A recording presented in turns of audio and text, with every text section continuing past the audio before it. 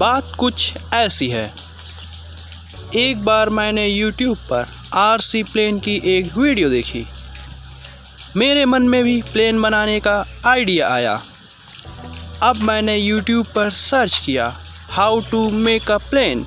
वहाँ पर काफ़ी सारी वीडियोज़ आई, जिनमें से एक सिंपल सी वीडियो मैंने उठाई और पूरी देख डाली और एक सिंपल सा अंदाज़ा लग गया कि प्लेन को कैसे बनाना है।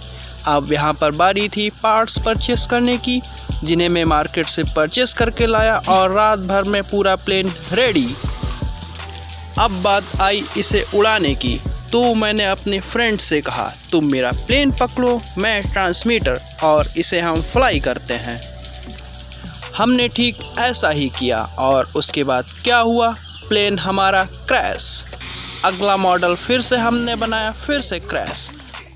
ऐसे ही बारी बारी हमने 3 मॉडल अपने बर्बाद कर दिए और काफ़ी सारे बार इसे रिपेयर भी किया, फिर भी प्लेन हमारा फ्लाई नहीं हुआ।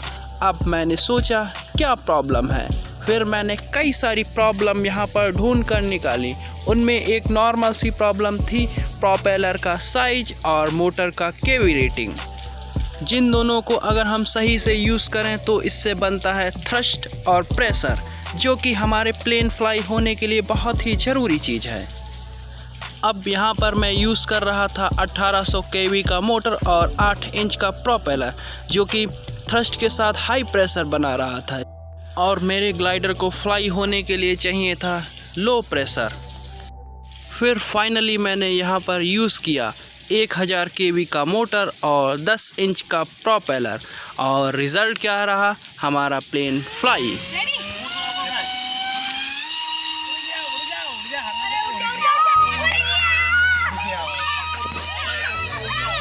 अब आप यहाँ पर पूछेंगे भाई RC गरून, तू ये कहानी मुझे क्यों सुना रहा है?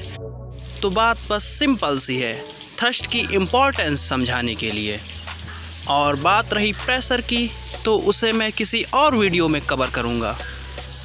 अब यहाँ पर मैंने अलग अलग मोटर के साथ अलग अलग प्रोपेलर को ट्राई करके थ्रस्ट निकाल कर दिखाया है, तो इसे आप देखिए कि कौन सा मोटर कितना थ्रस्ट जनरेट करता है किस केवी के मोटर के साथ।